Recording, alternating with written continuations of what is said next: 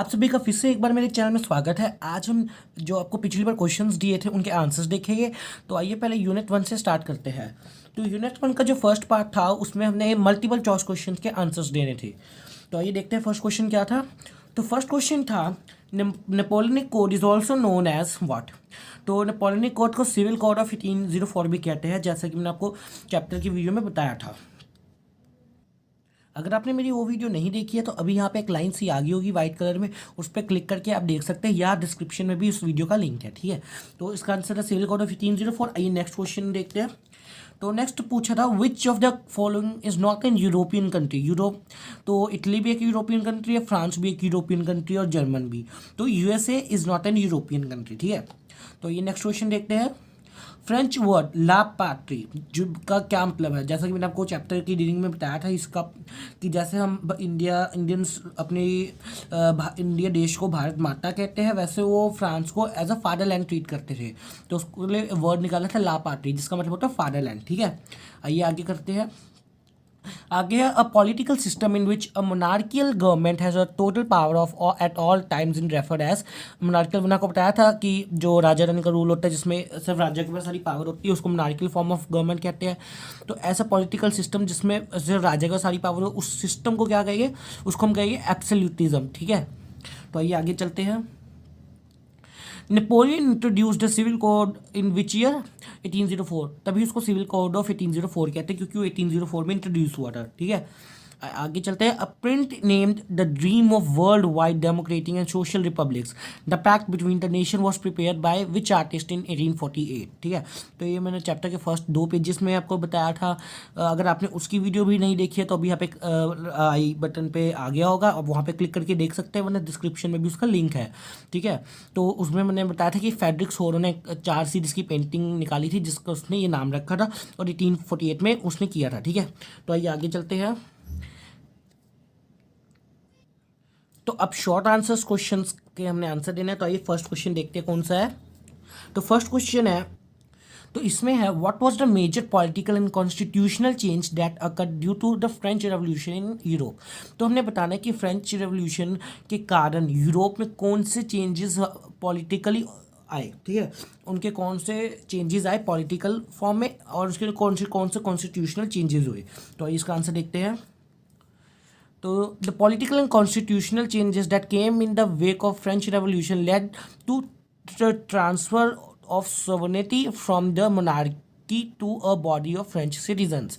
तो उसके कारण क्या चेंज आया कि रेवोल्यूशन के कारण जो मोनार्किकल फॉर्म ऑफ गवर्नमेंट थी, ठीक है, उससे क्या हुआ, जो उनकी पावर थी वो किसके पास चली गई, फ्रेंच सिटीजन्स के पास चलेगी। तो यहाँ पे यही बताया गया कि उसके कारण जो सॉवरेनिटी थी वो मोनार्किकल फॉर्म ऑफ गवर्नमेंट से फ्रेंच सिटीजन के पास चलेगी। ठीक है, तो आइए नेक्स्ट क्वेश्चन देखते हैं। नेक्स्ट क्वेश्चन है what was the main aim of French revolutionaries. तो फ्रेंच रेवोल्यूशनरीज का एम क्या था, उनका मकसद क्या था। तो इसका आंसर होगा the main aim of French revolutionaries is to create a sense of collective identity amongst the French people. सारे जितने फ्रेंच के लोग हैं उनको एक कलेक्टिव आइडेंटिटी मिले कि हम फ्रांस के अंदर रहते हैं, और एक उनको यूनिटी आ जाए उनके अंदर। तो उनका ही मेन मकसद यही था, तभी तो वो अचीव कर सकते थे। ठीक है, नेक्स्ट क्वेश्चन है what are the reasons for the hatred of people against Napoleon. तो कौन से रीजंस है जिसके कारण पीपल जो है फ्रांस के वो नेपोलियन को हेट करने लग गए थे, जबकि वो नेपोलियन और अच्छे काम किए थे। पर कुछ ऐसे रीजंस भी हो, तो आइए देखते हो कौन से हैं। The reasons for the hatred of people against Napoleon is as follows. First, एक तो इंक्रीज टैक्सेशन, क्योंकि नेपोलियन ने डेवलपमेंट लाई थी, तो डेवलपमेंट आने के लिए इनकम तो चाहिए, और सरकार की इनकम तो एक ही ज़रिए से होती है, वो है टैक्सेशन। तो उसने टैक्सेशन को जितने टैक्सेस लगते थे उनको इंक्रीज़ कर दिया। ठीक है, नेक्स्ट उसने सेंसरशिप ला दी। लोगों को पहले आज़ादी थी, वो कुछ भी बोल सकते थे, पर अब सेंसरशिप के कारण लोगों की आज़ादी छिन गई। और force conscription into the French armies.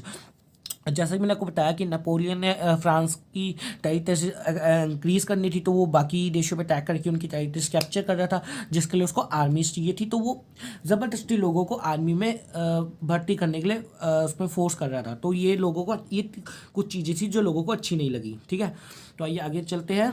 Next, अब हमने लॉन्ग आंसर टाइप क्वेश्चंस के आंसर देने हैं। तो आइए फर्स्ट क्वेश्चन देखते हैं क्या है।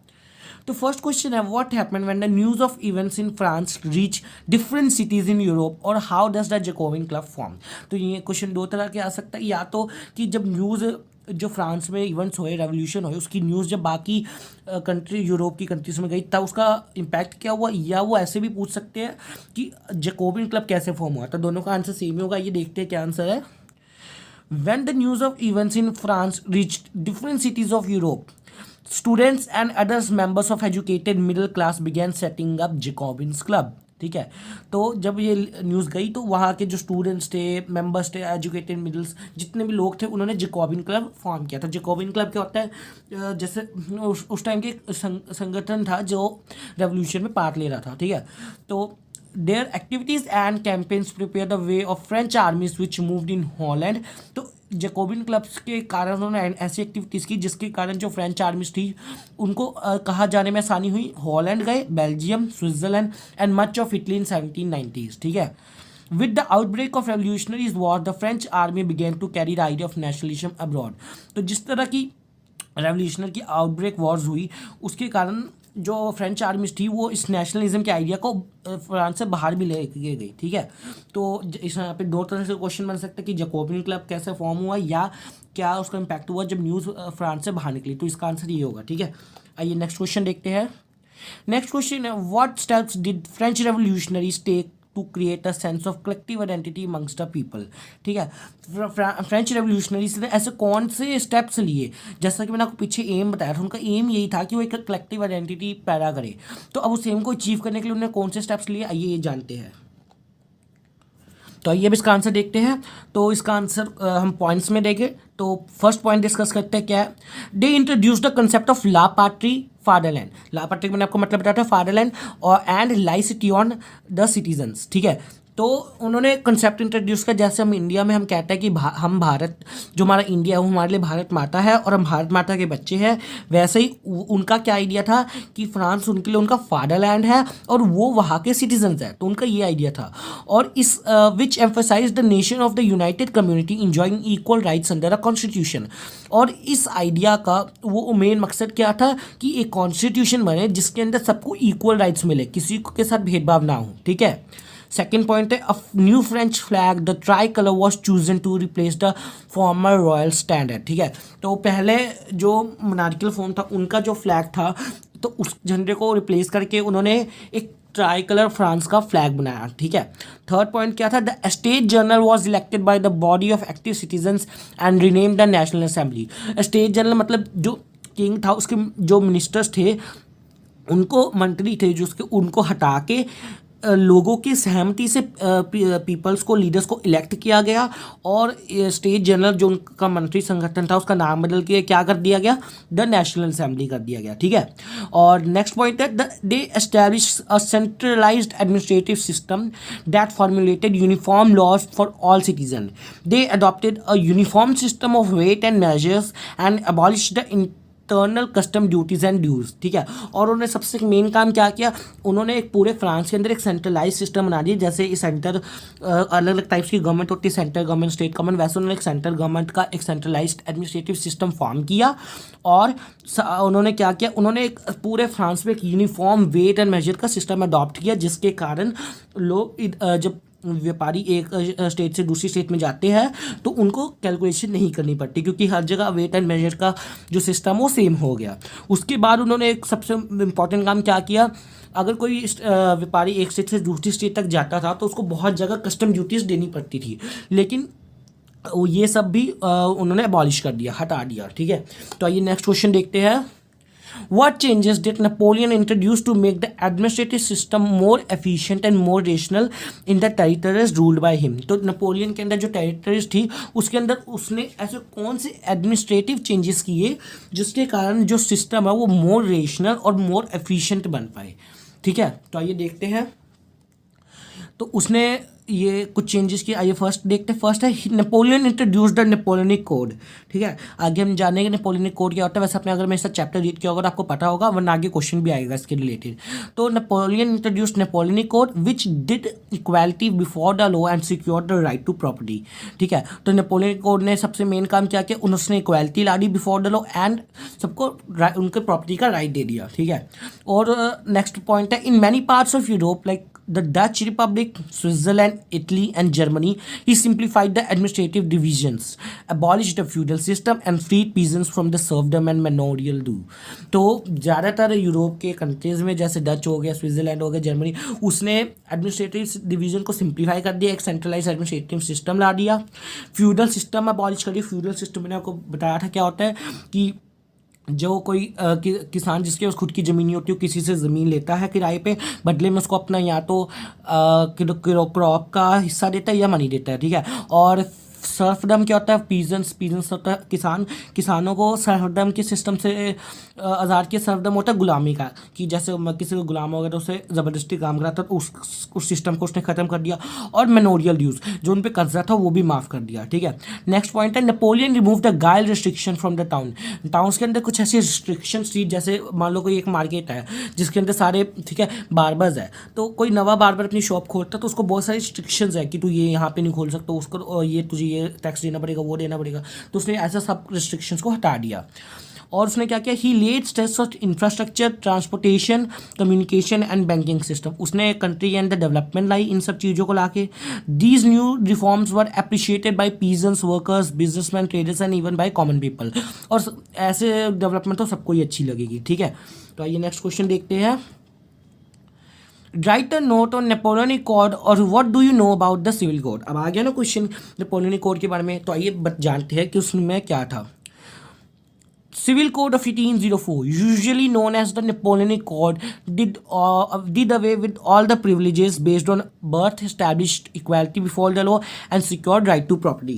तो इस लाइन में क्या बताया कि नेपोलियन का जो सिविल कोड है उसके अंदर उसने जो बर्थ से प्रिविलेज, जैसे कोई अपर क्लास है तो उसको कुछ अलग प्रिविलेजेस मिलती है बाय बर्थ, और कोई लोअर क्लास है तो उसको प्रिविलेजेस नहीं मिलती। तो उसने ये सिस्टम ख़त्म कर दिया, सबको इक्वल प्रिविलेजेस मिलेगी। ठीक है, और उसने इक्वालिटी बिफोर द लॉ ला दी, और उसने सबसे एक मेन काम किया कि उसने राइट टू प्रॉपर्टी दे दिया कि अगर आपके फादर ने कोई प्रॉपर्टी खरीदी है तो फादर के बाद वो प्रॉपर्टी आपका उस पर राइट हो सकता है। पहले ऐसा सिस्टम नहीं था। ठीक है, तो उसने राइट टू प्रॉपर्टी दे दिया।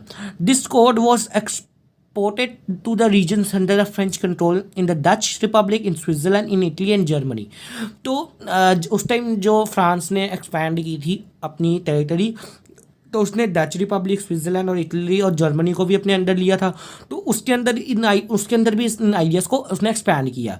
Napoleon simplified administrative divisions, abolished the feudal system and freed the peasants from serfdom and manorial dues. तो जैसे मैंने अपने पीछे क्वेश्चन में बताया कि उसने फ्यूडल सिस्टम खत्म किया, सर्फडम खत्म किया और मेनोरियल ड्यूज भी हटा दी। ठीक है, in the towns 2 guide restrictions were remove. ठीक है, गाइड रिस्ट्रिक्शन उसने रिमूव कर दी, जो किसी नवी शॉप खोलने पे आती थी तो उसने उसको भी रिमूव कर दिया। उसने डेवलपमेंट लाई बाय ट्रांसपोर्टेशन एंड कम्युनिकेशन, और सब ने उसको एक्सेप्ट किया। ठीक है, in particular began to realize that uniform laws, standardized weight and measure, a common national currency would facilitate the movement and exchange of goods, capital from one region to another. और जो Napoleon ने एक uniform wait and major का system लाया, currency का एक common currency लाया, तो ये सब अल्टीमेटली किसको बेनिफिट किया, जो व्यापारी एक स्टेट से दूसरी स्टेट पे जाते हैं तो उनको सबसे ज़्यादा इसका बेनिफिट हुआ, क्योंकि ना अब उसको कस्टम ड्यूटी देनी पड़ती, ना उसको कोई कैलकुलेशन करनी पड़ती, और उसके लिए सब कुछ बहुत ईजी हो गया। ठीक है, तो आइए नेक्स्ट करते हैं। ये सब आपको लिखने की ज़रूरत नहीं थी, ये सब मैंने डिस्क्रिप्शन में दिया हुआ है, अब वहाँ से कॉपी पेस्ट कर सकते हैं। तो आइए अब यूनिट 2 करते हैं। ठीक है, यूनिट 2 के हम आंसर देंगे। तो यूनिट 2 के अंदर फर्स्ट पार्ट है हमारा फिल इन द ब्लैंक्स। तो हमने ब्लैंक से आंसर देने हैं। तो आइए देखते हैं फर्स्ट कौन सा है। तो फर्स्ट है Napoleon invades Italy and Napoleonic war began in which year. तो हमें बताना है कि नेपोलियन ने इटली को कब इन्वेड किया और नेपोलियनिक वॉर कब स्टार्ट हुई। तो उसका आंसर है 1797 में स्टार्ट हुई। ठीक है, तो आइए नेक्स्ट देखते हैं। तो नेक्स्ट है Napoleon was finally defeated in the battle of Waterloo in which year? तो नेपोलियन बैटल ऑफ वाटरलू के अंदर डिफीट हुआ था, पर वो बैटल ऑफ वाटरलू कब हुई थी? 1815 में हुई थी, ठीक है। तो आइए नेक्स्ट देखते हैं, नेक्स्ट क्वेश्चन क्या है। The Greek struggle of independence began in which year? 1821। Greek का जो इंडिपेंडेंस स्ट्रगल था वो 1821 में बिगेन हुआ, ठीक है। नेक्स्ट है द वियना पीस सेटलमेंट और द ट्रिटी ऑफ वियना कब स्टार्ट हुई? तो वियना की जो पीस सेटलमेंट थी वो 1815 में हुई, या जिसको हम ट्रिटी ऑफ वियना भी कहते हैं।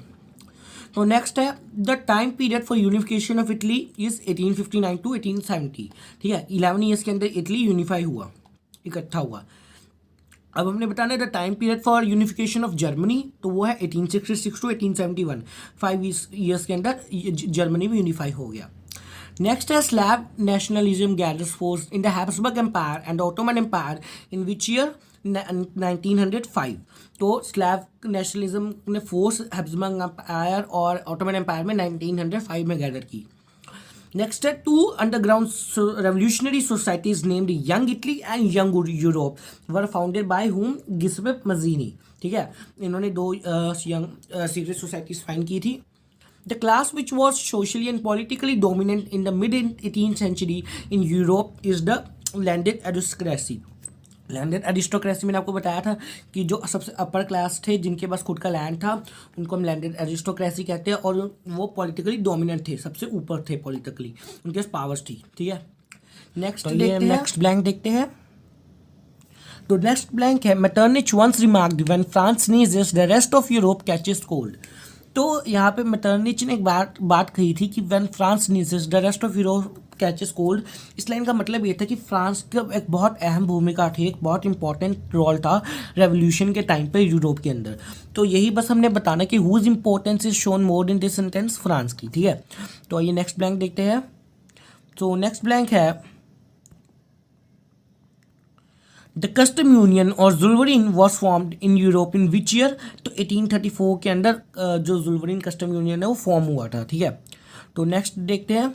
नेक्स्ट ब्लैंक है industrialisation began in England in which century? तो इंग्लैंड के अंदर इंडस्ट्रीज कब सेटअप हुई और इंडस्ट्रियलाइजेशन कब बिगैन हुआ? 18th सेंचुरी के अंदर, ठीक है। तो नेक्स्ट ब्लैंक है industrialisation began in France and Germany. अब फ्रांस और जर्मनी में कब हुआ? 19th century. अब देख सकते हैं कि उसमें 18th सेंचुरी, यहाँ पे 19th सेंचुरी, इसलिए 1 साल का गैप है और इसलिए फ्रांस इंग्लैंड से पीछे रह गया, ठीक है।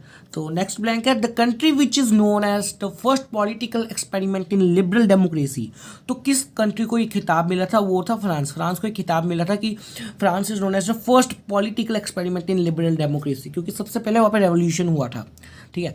नेक्स्ट ब्लैंक है throughout the dash and dash early century women and non property man organised opposition movement demanding equal political rights. तो 19 और 20th सेंचुरी इसका आंसर है, क्योंकि 19th और 20th सेंचुरी के अंदर फ्रांस के अंदर सिर्फ जो प्रॉपर्टी ओनिंग मैन है उन्हीं को राइट्स दिया गया था। तो जो वुमेन है और नॉन प्रॉपर्टी ओनिंग मैन है उन्होंने ऑपोजिशन इसके अकॉर्डिंग शो किया था, और पूरी 19 और 20 अर्ली 20th सेंचुरी में चलता रहा, ठीक है। तो इसी के साथ हमारे ब्लैंक्स खत्म होते हैं और अब हम कुछ शॉर्ट आंसर क्वेश्चंस का आंसर देंगे। तो आइए देखते हैं फर्स्ट क्वेश्चन क्या है। तो first question name the states countries that collectively defeated Napoleon. तो हमने बताना किन कंट्रीज ने नेपोलियन को डिफीट किया था। तो ब्रिटेन, रशिया, प्रूशिया, ऑस्ट्रिया, इन 4 कंट्रीज ने मिलकर नेपोलियन को in the battle of Waterloo के अंदर डिफीट किया था, ठीक है। तो नेक्स्ट देखते हैं नेक्स्ट क्वेश्चन क्या है। What was the main aim of revolutionaries of Europe during the years following 1815। तो 1850 के को जो ईयर्स फॉलो कर रहे थे उनके अंदर रेवोल्यूशनरीज का एम क्या था, मेन एम, तो हमने वो बताना है। तो इसका आंसर होगा the main aim of revolutionaries of the Europe during the years following 1815 was to fight for liberty and freedom. उनका यही मेन एम था कि वो अपने जान दे दे बट उनको लिबर्टी और फ्रीडम मिल जाए, ठीक है। तो नेक्स्ट क्वेश्चन देखते हैं। What was the agenda of meeting of representatives of European powers who had collectively defeated Napoleon which was held at Vienna. तो वियना के अंदर जो मीटिंग हुई थी जिसके अंदर जो 4 अभी कंट्रीज की बात की गई थी उनकी जो मीटिंग हुई थी उनका तब वहाँ पे एजेंडा क्या था मीटिंग का, ठीक है। हमने बस वो एजेंडा बताना है। तो एजेंडा उनका यही था to undo most of the changes that had come about in Europe during the Napoleonic wars. तो नेपोलियन ने जो चेंजेस किए थे उसको ज़्यादातर चेंजेस को फिर से पहले जैसा कर देना, ठीक है। तो अब next question, right the short note on Hungary population, ठीक है। तो हंगरी में पॉपुलेशन कैसी थी वो हमें बताना है। तो in Hungary half of the population spoke Magyar, ठीक है। हंगरी के अंदर आधी से आधी पॉपुलेशन मग्यार बोलती थी, वाइल बाकी आधी पॉपुलेशन वैरायटी ऑफ डायलेक्ट्स बोलती थी, ठीक है। In Galicia the aristocracy spoke Polish. Besides these three dominant groups, there also lived within the boundaries of the empire a mass of subject peasants people, ठीक है। बोहेमियंस, स्लोवाक्स to the north, यहाँ पे बताया गया कुछ लोगों को जो कहाँ कहाँ पे रहते थे, तो ये आप लर्न कर लीजिएगा। तो आइए नेक्स्ट अब देखते हैं, अब हम कुछ लॉन्ग आंसर टाइप क्वेश्चंस के आंसर देंगे, ठीक है। तो आइए देखते हैं। तो फर्स्ट क्वेश्चन है, what are the after effects of Napoleon defeat. तो जब नेपोलियन डिफीट हो गया तो उसके बाद उसके डिफीट का क्या इफेक्ट आया फ्रांस के अंदर, तो आइए जानते हैं। तो first, the Bourbon dynasty which had been deposed during the French revolution was restored to power. मतलब जब फ्रेंच रेवोल्यूशन हुआ था, जब नेपोलियन आया था, तो तब एक डायनेस्टी थी बोर्बन डायनेस्टी, जिसको पावर से हटा दिया गया था, ठीक है। पर नेपोलियन की डिफीट के बाद उसको फिर से पावर में ला दिया गया, ठीक है। France lost the territories it had annexed under Napoleon. तो नेपोलियन जब राजा बना था, उसने फ्रांस के बाहर जो टेरिटरीज है उसको कैप्चर किया था, तब वो टेरिटरीज फिर से फ्रांस से ले ली गई। और थर्ड इम्पैक्ट क्या पड़ा, a series of states were set up on the boundaries of France to prevent French expansion in the future. तो फ्रांस के साइड्स में अलग अलग कंट्रीज सेटअप कर दी गई, स्ट्रॉन्ग कंट्रीज जिनके पास खुद की आर्मी हो, जिससे क्या हुआ, ताकि फ्रांस आगे से अपनी टेरिटरीज एक्सपैंड ना कर पाए, ठीक है। तो ये नेक्स्ट क्वेश्चन देखते हैं। नेक्स्ट क्वेश्चन है, why the creation of nation state is a necessary part of the struggle for freedom during the revolution of Europe. तो अब यहाँ पे बार बार एक बात की गई थी कि creation of nation state is a necessary part for struggle of freedom in revolution of Europe. तो ये क्यों हुआ ऐसा, क्यों क्रिएशन ऑफ स्टेट को इतना इंपॉर्टेंट माना गया? तो उसका आंसर होगा, in nation state there is a feeling of unity. क्योंकि नेशन स्टेट के अंदर सबसे पहली बात एक यूनिटी की फीलिंग होती है, and togetherness in the people of a country, ठीक है। यूनिटी की फीलिंग होती है और एक टुगेदरनेस होती है कि हम इकट्ठे हैं। At that time there were many kingdoms under different rulers. और लेकिन उस समय ज़्यादातर किंगडम्स रूलर्स के अंदर थे, दे वर एब्सोल्यूटिस्ट, वो मोनार्कियल फॉर्म में थे, एब्सोल्यूटिस्ट थे, जो खुद का राज चलाते थे। The feeling of a nation brought people together and motivated them for achieving their goals. और वहीं पे नेशन की फीलिंग पीपल को इकट्ठे ले आई और उनको मोटिवेट किया अपने गोल्स को अचीव करने के लिए, ठीक है। तो ये नेक्स्ट क्वेश्चन है, how did commercial classes emerge during the French revolution in Europe, ठीक है। अब कमर्शियल क्लासेस कैसे इमर्ज हुई हमें ये बताना है। तो इसका आंसर होगा, in western parts of central Europe. Central Europe का जो वेस्टर्न पार्ट है उसके अंदर growth of industrial production and trade meant the growth of towns. तो इंडस्ट्रीज में जो प्रोडक्शन हुई उसने टाउन्स की ग्रोथ को अफेक्ट किया। And the emergence of commercial classes whose existence was based on production of market.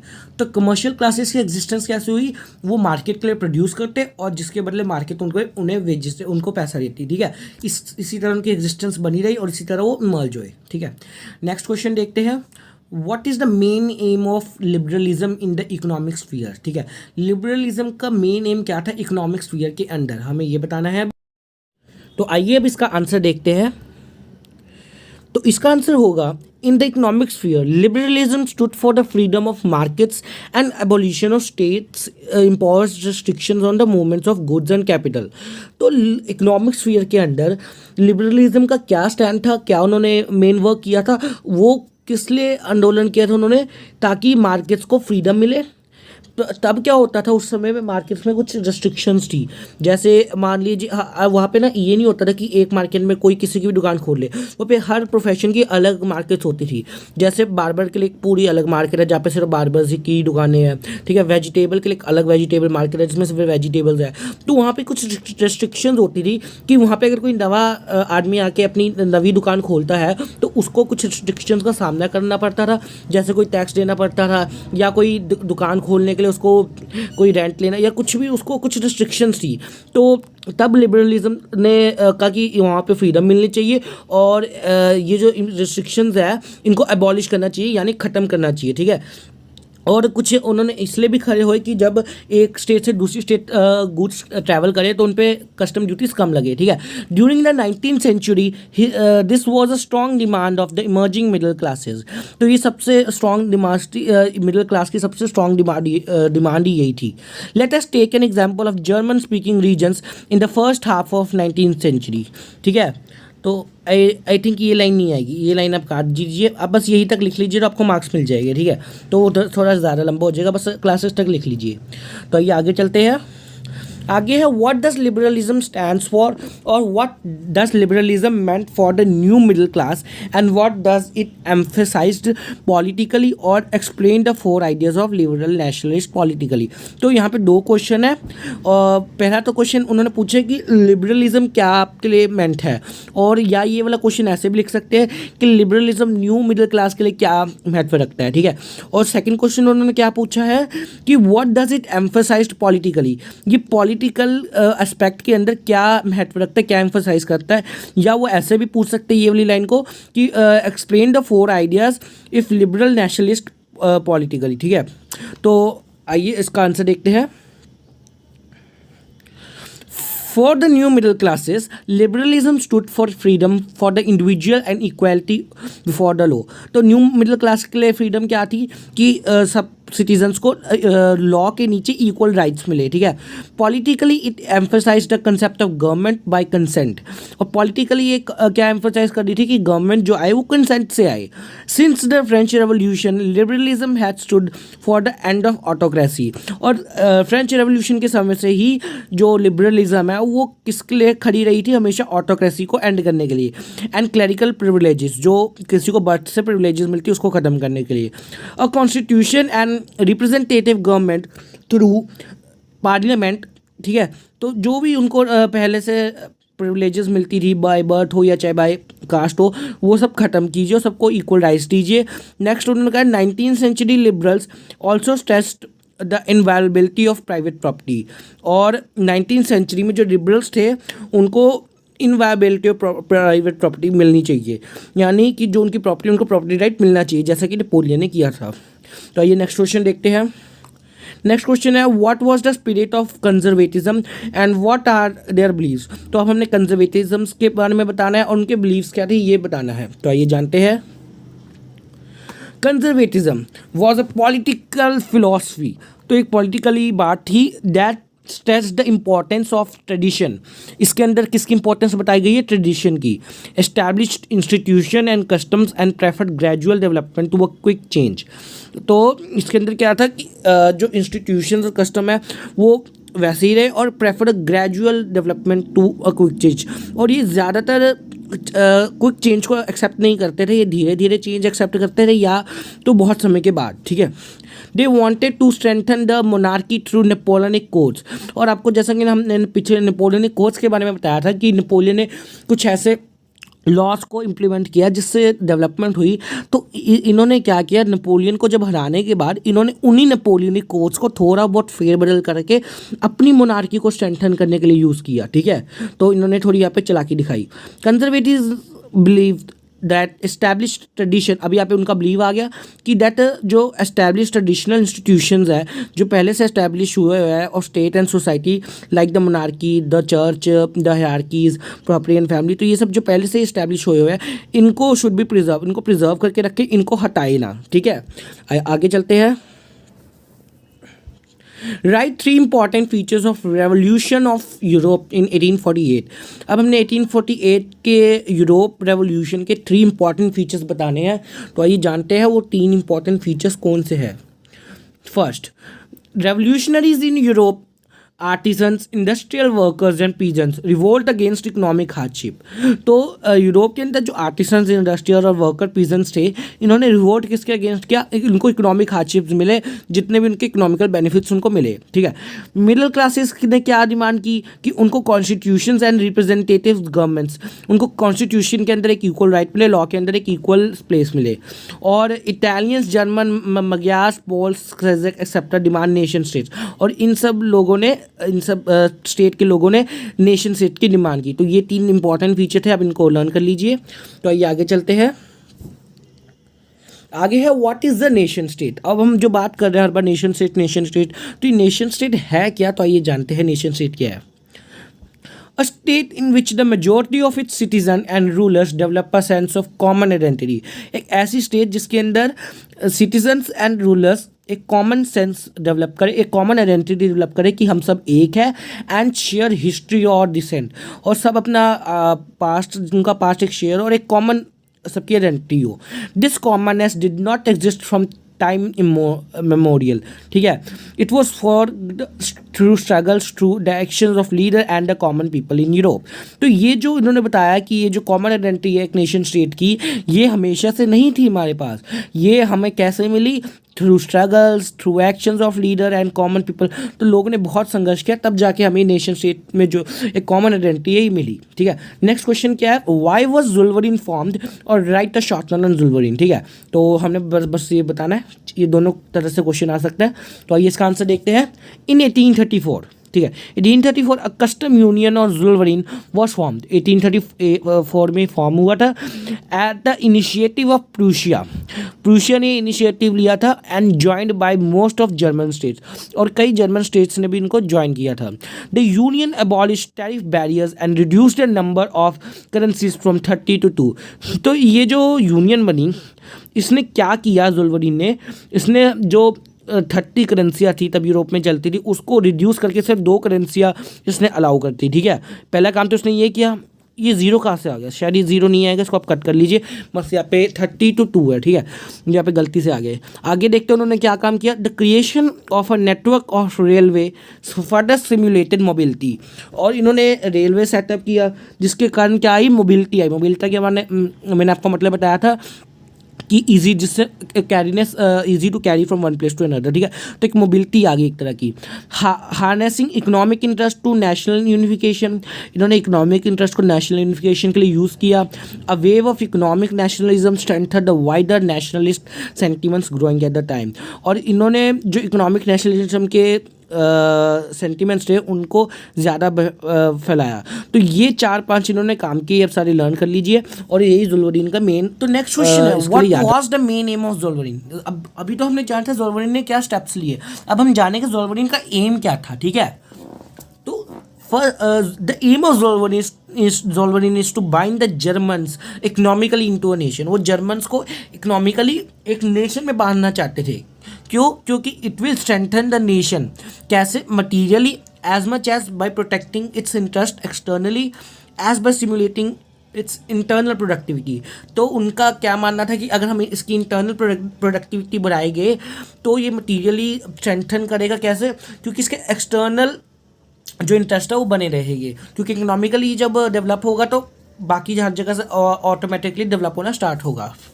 It ought to awaken and raise national sentiment through a fusion of individual and provincial interest। तो उन्होंने क्या out लिया कि to awaken the national sentiments, वो nation के sentiments को जगाए, लोगों में भावना पैदा करे, थ्रू अ फ्यूजन, वो किसके थ्रू, इंडिविजुअल्स के थ्रू, वो लोगों को कहते कि तुम अपने आइडियाज़ को फैलाओ, ठीक है।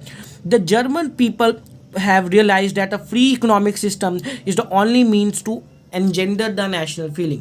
तो उनका क्या मानना था कि एक फ्री इकोनॉमिक सिस्टम ही उनको एक एनजेंडर नेशनल फीलिंग दे सकता है, ठीक है। तो आइए नेक्स्ट क्वेश्चन देखते हैं। नेक्स्ट क्वेश्चन है, explain the land cultivation system in Europe in the mid 18th century. तो यूरोप के अंदर लैंड का कल्टीवेशन सिस्टम हमें बताना है मिड 18th सेंचुरी में। तो आइए इसका आंसर जानते हैं। In the western part of Europe, the bulk of land was farmed by tenants and small owners। तो यूरोप का जो वेस्टर्न पार्ट है वो किसके द्वारा फार्म किया जाता था, टीनेंट्स एंड स्मॉल ओनर्स, ठीक है। टीनेंट्स मैंने आपको बताया था जो किसान जिनके पास खुद की ज़मीन नहीं होती, और स्मॉल ओनर्स जिनके पास थोड़ी बहुत ज़मीन है। वाइल इन ईस्टर्न और सेंट्रल यूरोप, ये तो अभी हमने वेस्टर्न यूरोप की बात की, और रही बात जो ईस्टर्न और सेंट्रल का यूरोप है, वहाँ पे the pattern of land holding was characterised by vast estates which were cultivated by serf. तो मतलब जो ईस्टर्न और सेंट्रल यूरोप है वहाँ का लैंड बड़े बड़े लोग जो एरिस्टोक्रेसी वो ओन करते हैं, और वहाँ पे काम किससे करवाते हैं, गुलामों से, सर्फ से, ठीक है। तो आइए नेक्स्ट क्वेश्चन देखते हैं। नेक्स्ट क्वेश्चन है, why did the European people did not see themself as sharing a collective identity till the 19th century. तो 19th सेंचुरी सेंचुरी तक यूरोपियन पीपल अपने आप में कलेक्टिव आइडेंटिटी क्यों नहीं फील करते थे? आइए इसका आंसर देखते हैं। European did not see themselves as sharing a collective identity or a common culture because till the 19th century, the Eastern and Central Europe were under autocratic monarchies, within the territories of which lived diverse people who even spoke different languages and belonged to different ethnic group. तो इसमें हमें क्या बताया है कि European people क्यों नहीं चाहते थे? क्योंकि 19th सेंचुरी तक जो यूरोप था, ईस्टर्न एंड सेंट्रल यूरोप, वो ऑटोक्रेटिक मोनार्कीज के अंडर रूल था, वो राजा के अंडर रूल होता था। तो जिसके कारण उनकी एक फिक्स कोई टेरिटरी नहीं थी। अलग अलग डाइवर्स पीपल रहते थे जो डिफरेंट लैंग्वेजेस बोलते थे, जो आपस को एक दूसरे को जानते भी नहीं थे ठीक से, और वो अलग अलग एथनिक ग्रुप्स को बिलोंग करते थे। तो कोई बंदा किसी को ठीक से जानता नहीं, वो अलग भाषा बोलता है, वो सब कुछ अलग है वैसे, तो हमारे अंदर कलेक्टिव फीलिंग कहाँ से आएगी? वो तो बाद में जब 19th सेंचुरी के बाद जब यूरोप फ्री हुआ, उसमें नेशन स्टेट बनी, तब जाके आई कि हम इस कंट्री के हैं। जैसे मैं इंडियन हूँ तो मेरी कलेक्टिव आइडेंटिटी इंडियन होगी। पर पहले तो जब राजा रानी का रूल था तब हमारी कोई फिक्स आइडेंटिटी नहीं थी। उसको वो अलग है, मैं अलग हूँ, तो फिर ये इसका आंसर है। ठीक है, तो ये आगे चलते हैं। तो इसी के साथ हमारे वो लॉन्ग क्वेश्चन खत्म होते हैं। अब हम कुछ वेरी लॉन्ग क्वेश्चन के आंसर देंगे जो ज़्यादातर 3 से लेके 5 मार्क्स के बीच में आते हैं। अब हम वैसे कुछ क्वेश्चन के आंसर देंगे। तो फर्स्ट क्वेश्चन है, list some features of landed aristocracy. तो लैंडेड अरिस्टोक्रेसी मैंने आपको बताया था, जो अपर क्लास के लोग जिनके पास खुद का लैंड है, उनके हमने कुछ फीचर्स बताने हैं। तो ये जानते हैं। तो फर्स्ट फीचर है, the member of this class were united by a common way of life that cut across regional divisions. तो इस क्लास के जो मेंबर्स है वो यूनाइटेड है किसके थ्रू? एक कॉमन वे। ठीक है, उन सबका एक कॉमन वे है अपना दिनचर्या जीने का। Second point, they owned estates in the country side and also town houses.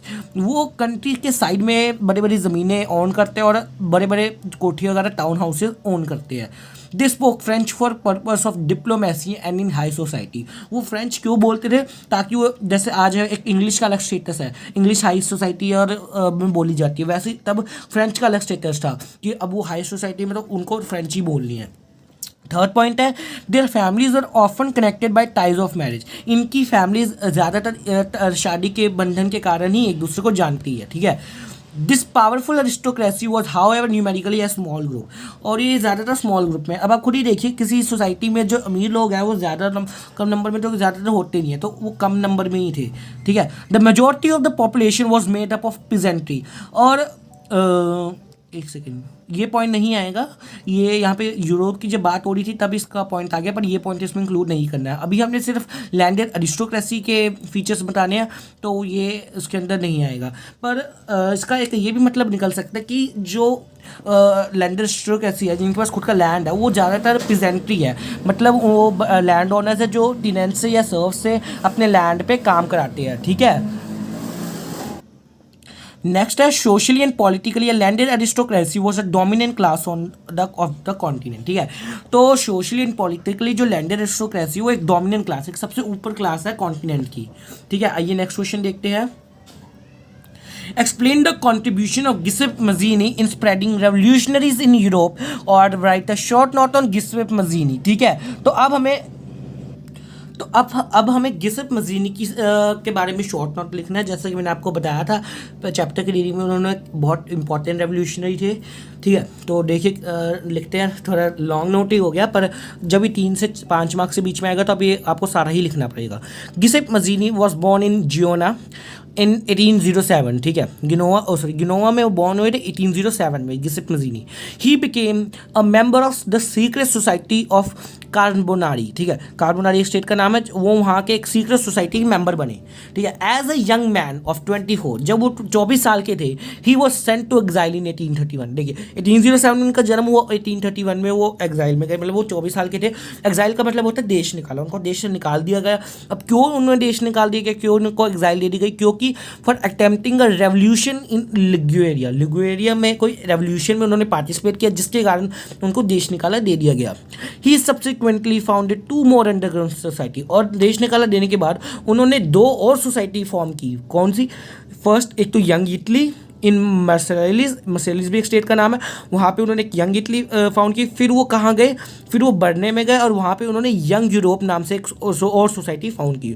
तो ये 2 सोसाइटी, अंडरग्राउंड सोसाइटी उन्होंने फाउंड की, ठीक है। नेक्स्ट उन्होंने क्या किया, हुज मेंबर्स, पहले तो यहाँ इन जो सोसाइटीज इन्होंने फाउंड की, इनके मेंबर्स ज़्यादातर like minded young man from Poland, France, Italy and German states. तो यहाँ तक के ज़्यादा इनके मेंबर्स थे। Giuseppe Mazzini believe that God had intended nation to be natural units of mankind. तो इनका गिसेप मजीनी का बिलीव किया था कि जो गॉड है वो उनका क्या उनका गॉड का बिलीव है, उनकी गॉड ये चाहते हैं कि जो नेशन है वो नेचुरल, वो मैनकाइंड की ही कंट्रोल में रहे, ठीक है। Following his model secret societies were set up in Germany, France, Switzerland and Poland. तो इनके मॉडल को फॉलो करते हुए secret societies France, Germany, Switzerland जैसी जगहों में सेटअप हुई। Mazzini's relentless opposition to monarchy and his vision of democratic republic frighten the conservatives. तो जो गिसेप मजीनी की ये सोच थी मोनार्की के अगेंस्ट, इन्होंने डरा के रख दिया कंजर्वेटिव्स को, ठीक है। Metternich described him as the most dangerous enemy of our social order. तो जो ड्यूक मेटरनिच जिनकी हमने बात की थी, जिन्होंने एक सभा होस्ट की थी जिसमें 4 कंट्रीज ने पार्टिसिपेट किया था, जिन्होंने नेपोलियन को हराया था, तो उस ड्यूक मेटरनिच की बात की गई है। उन्होंने गिसेप मजीनी को क्या टाइटल दिया था, as the most dangerous enemy of our social order, ठीक है। तो ये सारा आप लिख लीजिएगा। और वैसे आप मतलब लिखने का इन द सेंस अभी आपको लिखने की लोड नहीं, आप डिस्क्रिप्शन में जाइए, वहाँ पे लिंक प्रोवाइडेड है, उस पर क्लिक करके आपको वर्ड फाइल मिल जाएगी, वहाँ से आप उसको डाउनलोड करके या तो प्रिंट कर लीजिए या वहीं से उसको लर्न कर लीजिए, ठीक है। तो ये नेक्स्ट क्वेश्चन करते हैं। Explain the major political features of mid 18th century in Europe. अब हमने मिड 18th सेंचुरी के यूरोप के इंपॉर्टेंट पॉलिटिकल फीचर्स बताने हैं, ठीक है। पॉलिटिकली फीचर्स क्या थे, ठीक है, आइए जानते हैं। पहला, even the large countries like Germany and Italy were divided into small kingdoms. पहला, पॉलिटिकली जो जर्मन और इटली जैसी बड़ी बड़ी कंट्री है वो भी कुछ कुछ स्मॉल किंगडम्स में डिवाइडेड थी। वो तो बाद में नेशन स्टेट बनी ना, पहले वो डिवाइडेड थी। Eastern and central Europe were under the autocratic rule of monarchies within the territories having diverse people, ठीक है। They did not see themselves as sharing a collective identity और a common culture. तो जैसा कि मैंने अपने पिछले question में बताया था, जहाँ पे हमने जाना था कि यूरोपियन लोग क्यों अपने आप को कलेक्टिव आइडेंटिटी नहीं देते, क्योंकि जो ईस्टर्न सेंट्रल यूरोप था वो ऑटोक्रेटिक मोनार्कीज के अंदर था, जिसके अंदर अलग अलग डाइवर्स पीपल रहते थे, ठीक है। नेक्स्ट पॉइंट है, the people spoke different languages and belong to different ethnic group. और ये पीपल डिफरेंट लैंग्वेजेस बोलते थे और डिफरेंट एथनिक ग्रुप्स को बिलोंग करते थे, ठीक है, जिसके कारण वो अपने आप को एक कलेक्टिव आइडेंटिटी नहीं देते थे ये। और लास्ट पॉइंट है, the Habsburg empire that ruled over Austria Hungary. Austria और हंगरी में जो हैब्सबर्ग एम्पायर ने रूल किया था, फॉर एग्जाम्पल वो हैब्सबर्ग एम्पायर एक पैच वर्क था किसका, of many different regions and people. तो हैब्सबर्ग एम्पायर के अंदर अलग अलग रीजन के पीपल रहते थे। तो वो यही सब पॉलिटिकल पॉइंट्स थे मिड 18th सेंचुरी के, ठीक है। तो ये नेक्स्ट क्वेश्चन करते हैं। नेक्स्ट क्वेश्चन है, name the problems that put a barrier in the economic exchange and the growth of new commercial classes during the 19th century in Europe. तो अब हमने क्या बताना है, अब हमने वो प्रॉब्लम्स और बैरियर्स बताना है जो 19th सेंचुरी के टाइम में यूरोप में ग्रोथ और न्यू कमर्शियल क्लासेस के आगे बैरियर बनते थे। तो कौन कौन सी प्रॉब्लम्स थी ये जानते हैं। देखिए, before the rule of Napoleon के रूल से पहले France was divided into many princely states. Napoleon के रूल से पहले फ्रांस एक बहुत छोटी छोटी प्रिंसली स्टेट्स में डिवाइडेड था। Each of these possessed its own currency and weights and measure.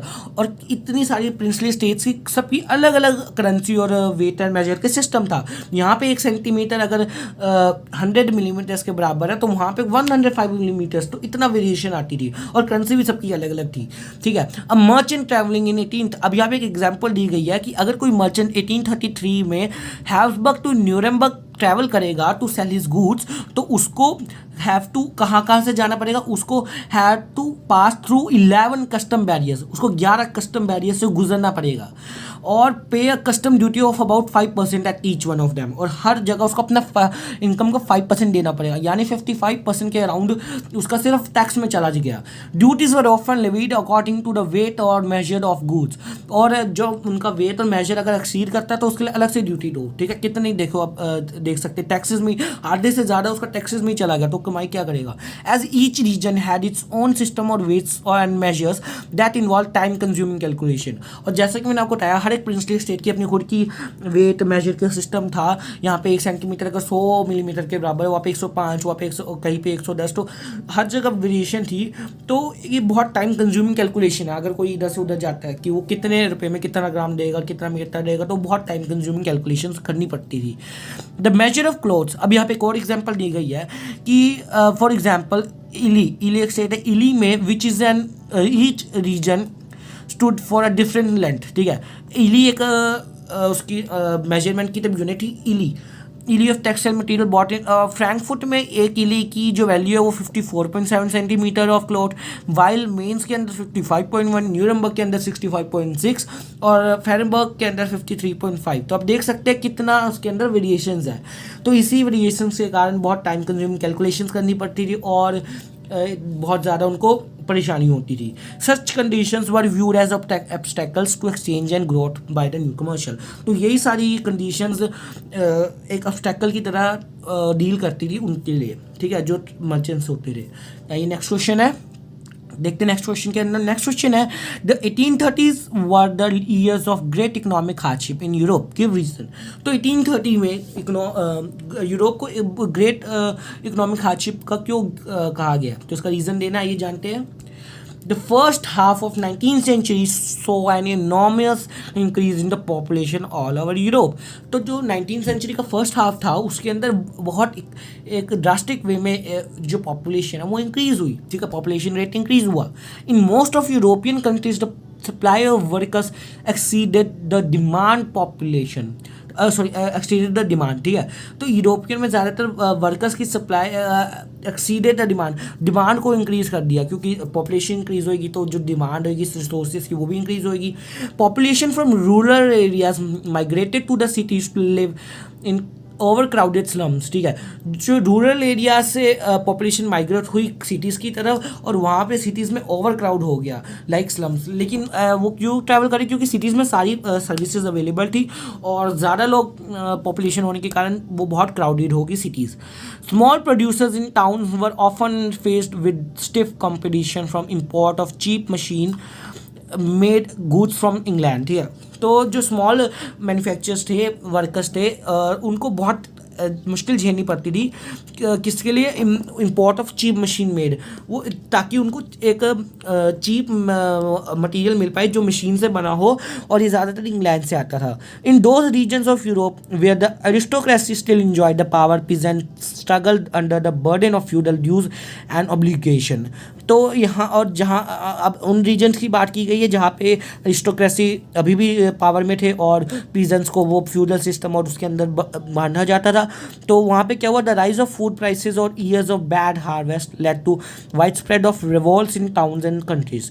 और एक ऐसा समय आया जब वहाँ पे फूड का प्राइस बहुत इंक्रीज हो गया, क्योंकि हार्वेस्ट सही से नहीं हुई और जब खाना नहीं मिला तो लोगों ने रिवोल्ट कर दिया, ठीक है। तो ये नेक्स्ट क्वेश्चन देखते हैं। Next, explain what is meant by 1848 revolution of liberals. What were the political, social and economic ideas supported by the liberals, ठीक है। तो अब हमें क्या बताना है कि 1848 में जो रेवोल्यूशन हुआ था लिबरल्स का, उसके अंदर पॉलिटिकल इकोनॉमिक आइडियाज़ हमें सब बताने हैं एक एक करके। तो ये जानते हैं। पहला तो हम बताएंगे उसके 1848 के रेवोल्यूशन के बारे में बताएंगे। 1848 revolution of liberals meant a revolt which was led by unemployed workers, peasants and educated middle class. तो ये जो रेवोल्यूशन था ये अनएम्प्लॉयड वर्कर्स, पीजेंट्स और एजुकेटेड मिडिल क्लासेस के द्वारा चलाया गया था। Even of February 1848 in France had brought about abduction of the monarch and the republic based on universal made suffrage had been proclaimed. और फ्रांस के फरवरी के अंदर 1848 के अंदर क्या हुआ, फ्रांस में एक अबडक्शन हुई मोनार्क को एकदम से हटा दिया गया, उसके थ्रोन से हटा दिया गया और रिपब्लिक बेस्ड और एक रिपब्लिक बनी जिसमें यूनिवर्सल मेल सफरेज को प्रोक्लेम किया गया। The changes in France inspired man and women of liberal middle class of Germany, Italy, Poland, Austria, Hungary to fight for national unification. तो अब जो फ्रांस में चेंजेस हुए उसने मैन एंड वुमेन को इंस्पायर किया, और कहाँ कहाँ के, जर्मनी के, इटली के, पोलैंड के, ऑस्ट्रिया के, हंगरी के, किस लिए इंस्पायर किया, ताकि वो फाइट कर पाए एक नेशनल यूनिफिकेशन, एक नेशनल यूनिटी लाने के लिए वो प्रोटेस्ट कर पाए, मोनार्क को हटाने के लिए प्रोटेस्ट कर पाए। लास्ट पॉइंट देखते हैं, the liberal took advantage of the unrest prevailing in the society, they demanded the creation of a nation state और parliamentary principles, freedom of press and freedom of associations. तो liberals ने और demands क्या रखी कि उन्हें क्रिएशन एक nation state बनाई जाए जिसमें पार्लियामेंट के प्रिंसिपल सेटअप किए जाए, फ्रीडम और प्रेस को फ्रीडम दी जाए, कोई सेंसरशिप ना हो, ठीक है। तो ये सब उन्होंने डिमांड रखी। तो आइए अब आगे इसके जो पॉलिटिकल है वो सब एस्पेक्ट्स देखते हैं। Political, social and economic idea supported by liberals, ठीक है। अब जानते हैं कौन कौन से। The liberals demanded the creation of a nation state और पार्लियामेंट्री प्रिंसिपल्स, ठीक है। तो ये सोशल एक उनका पॉलिटिकल उनका एस्पेक्ट हो गया, ठीक है। The issue of extending political rights to women was controversial issue as some were in favour of granting political rights to women but most of the liberals were against it. तो ज़्यादातर liberals ये नहीं चाहते थे कि women's को right मिले, ठीक है। और लास्ट पॉइंट है, serfdom and bonded labour was abolished in most of the European countries due to efforts of liberals। और liberals के एफर्ट्स के कारण जो गुलामी का सिस्टम था, बॉन्डेड का लेबर का सिस्टम था, वो ज़्यादातर यूरोप की कंट्री से हटा दिया गया, ठीक है। तो अब इसी के साथ हम इस वीडियो के लास्ट क्वेश्चन की तरफ बढ़ते हैं। Write a short note on the treaty of Vienna and explain the steps taken by the country in the meeting after the defeat of Napoleon. तो अब लास्ट क्वेश्चन है, थोड़ा बड़ा होने वाला है, पर आप ध्यान से समझिएगा। अब हमने इसमें इसी क्वेश्चन के अंदर 2-3 क्वेश्चंस कवर होएंगे, तो इस क्वेश्चन को प्लीज़ ध्यान से समझिएगा। तो अब हमने ट्रीटी ऑफ वियना के बारे में बताना है, और हमें ये इसके अंदर ये बताना है कि कौन कौन से स्टेप्स लिए गए जब वो 4 कंट्रीज सेटअप उन्होंने मीटिंग की नेपोलियन की डिफीट के बाद। तो आइए इसका आंसर देखते हैं, प्लीज़ अब ध्यान से समझिएगा। तो स्टार्ट करते हैं। इन 1815 representatives of European powers, Britain, Russia, Russia and Austria, तो ये 4 कंट्रीज थी जिन्होंने नेपोलियन को मिलकर डिफीट किया, ठीक है। Who had collectively defeated Napoleon met at Vienna। तो 1815 में चारों कंट्रीज वियना में मेट हुई और इन्होंने एक सेटलमेंट की यूरोप के रिलेटेड। क्या सेटलमेंट की? और पहली बात, जो ये कांग्रेस थी, ये संगठन था, ये मीटिंग थी, ये किसने होस्ट की थी? ऑस्ट्रिया के एक चांसलर ने, जिसका नाम था ड्यूक मेटरनिच। जैसे कि पीछे क्वेश्चन में इसका 2-3 बार जिक्र हुआ है, ड्यूक मेटरनिच ने ये मीटिंग हेल्ड की। The delegates Drew up the treaty of Vienna of 1815। तो अभी इन सब ने एक ट्रीटी बनाई जिसको नाम दिया गया ट्रीटी ऑफ वियना ऑफ 1815। तो अब इस ट्रीटी के अंदर क्या था ये जानते हैं। with the object of undoing most of the changes that had come about in Europe during Napoleonic Wars। तो इस ट्रीटी का सबसे पहला मेन जो ऑब्जेक्टिव था वो ये था कि नेपोलियन ने जितने भी चेंजेस किए हैं उनमें से जो ज़्यादा से ज़्यादा चेंजेस है उनको अनडन किया जाए, मतलब फिर से पहले जैसा कर दिया जाए, अनडू कर दिया जाए, ठीक है। और सेकंड क्या था, उन्होंने सेकंड क्या स्टेप लिया, the Bourbon dynasty which had been deposed during the French Revolution was restored to power and France lost the territories it had annexed under Napoleon। तो अब सेकेंड उन्होंने स्टेप लिया, जो बॉर्बन डायनेस्टी थी, जब Napoleon आया तो बॉर्बन डायनेस्टी को पावर से हटा दिया गया, पर जब नेपोलियन डिफीट हुआ तो फिर से बॉर्बन डायनेस्टी को पावर में ला दिया गया, और जो नेपोलियन ने टेरिटरीज कैप्चर की थी अपने आने के बाद वो सब भी उससे ले ली गई, फ्रांस से ले ली गई। और थर्ड उन्होंने क्या स्टेप लिया, अ series of states were set up on the boundaries of France to prevent the French expansion in the future। Thus kingdoms of Netherlands which including Belgium was set up in the north and Genoa, ठीक है।